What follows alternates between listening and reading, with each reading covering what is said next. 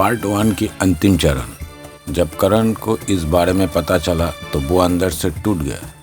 उसे ऐसा लगा जैसे उसकी सारी दुनिया बिखर गई हो। उसने कई बार खुद को समझाया था कि रूसा उसकी कभी नहीं हो सकती, लेकिन जब उसने समीर को उसकी ज़िंदगी में आते देखा तो उसे अपनी असफलता को एहसास हुआ। उसने खुद को संभालने की कोशिश की, लेकिन उसे एहसास हुआ कि वो अब और इस शहर में नहीं रह सकता।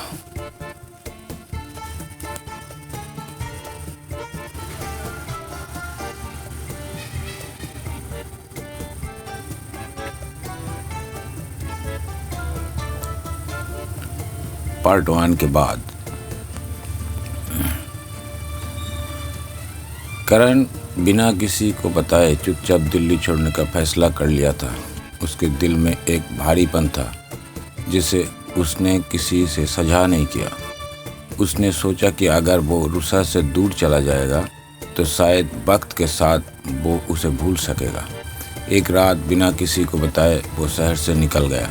उसने अपने मोबाइल को स्विच ऑफ कर दिया और अपने माता पिता की भी बता दिया कि वो किसी काम से सिलसिले के बाहर जा रहे थे, लेकिन यह फैसला उसके दिल को और अधिक चोट पहुंचा रहा था। इधर रूसा को करण की अचानक गुमशुदगी का पता चला। कई दिनों से उसने करण को न कॉलेज में देखा, न ही किसी और जगह पर। पायल भी करण से संपर्क करने की कोशिश कर रही थी, लेकिन उसका फ़ोन बंद था। रूसा के मन में कोई सवाल उठने लगे। क्या करण उससे नाराज़ था? क्या उसने जो कुछ कहा था उसकी वजह से करण उससे दूर हो गया था? एक दिन रूसा ने पायल से कहा, मुझे करण से बात करनी है। मुझे समझ नहीं आ रहा कि वो अचानक कहाँ चला गया। पायल ने भी चिंता जताते हुए कहा, हाँ मुझे भी अजीब लग रहा है, चलो उसको घर चलते हैं।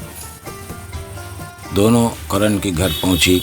करण के माता पिता ने बताया कि वो कुछ समय के लिए बाहर गया हुआ है और कब वापस आएगा इसका कुछ पता नहीं है। ये सुनकर रूसा का दिल बैठ गया। उसे लगने लगा कि करण उससे दूर भाग रहा था। उसे पहली बार करण की कमी महसूस होने लगी थी। वो सोचने लगी, क्या उसने करण की सही तरीके से समझा था? कुछ दिनों के बाद रूसा की मुलाकात सुमिर से हुई। सुमिर ने रूसा को डेट पर ले जाने का प्लान बनाया था। वह एक खूबसूरत रेस्टोरेंट में गए जहाँ रोमांटिक म्यूजिक चल रहा था और माहौल में प्यार का रंग बिखर हुआ था। सुमिर ने रूसा से कहा, मुझे बहुत खुशी है कि तुम मेरी ज़िंदगी में आए हो। तुम्हारे बिना मैं खुद को अधूरा महसूस करता हूँ। रूसा ने हल्के से मुस्कुराते हुए कहा, मैं भी बहुत खुश हूँ कि तुम मेरे ज़िंदगी में हो, लेकिन सुमिर ने उसके बात काटने हुए कहा, लेकिन क्या? रूसा ने थोड़ा सोचा और कहा, करण को लेकर मन में कुछ उलझन है। वो मेरा बहुत अच्छा दोस्त है और उसके अचानक चले जाने से मैं परेशान हूँ। सुमिर ने गहरी सांस ली और कहा, मैं समझता हूँ रूसा, दोस्ती बहुत अहमियत रखती है, लेकिन शायद करण को कुछ समय चाहिए। वो जब लौटेगा तो सब कुछ ठीक हो जाएगा।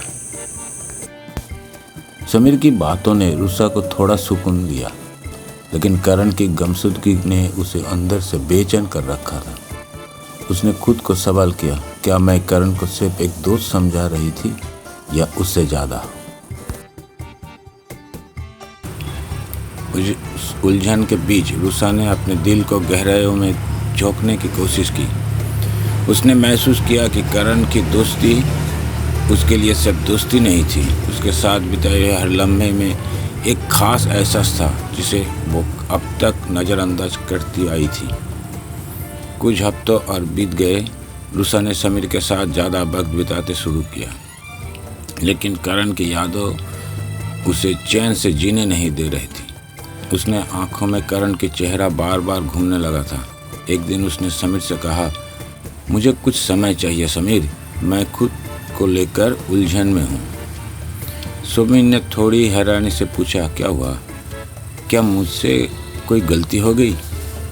रुसा ने सिर हिलाते हुए कहा, नहीं, ऐसा कुछ नहीं है। मुझे सिर्फ अपने दिल की सुननी है। मुझे थोड़ा वक्त चाहिए।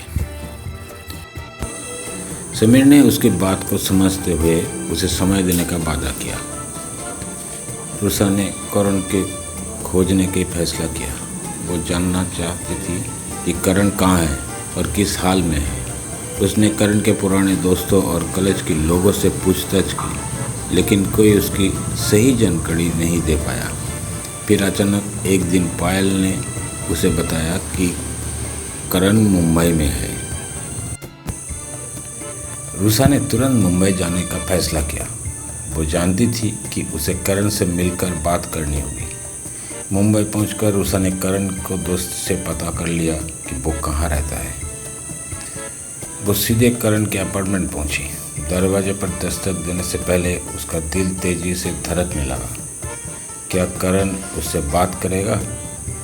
क्या वो अभी भी नाराज होगा? दरवाज़ा खुला। सामने करण खड़ा था। उसे देखकर रुसा की आंखों में आंसू आ गई। करण भी हैरान था, क्योंकि उसने कभी सोचा नहीं था कि रुसा उस टाइम मिलने आएगी। तुम यहाँ? करण ने धीमी आवाज़ में पूछा। हाँ, रुसा ने आंसू पोंछते हुए कहा, मुझे तुमसे बात करनी है करण। मैं माफ़ी मांगने आई हूँ। करण ने उसे अंदर बुलाया। दोनों के बीच कुछ समय तक चुप्पी छाई रही।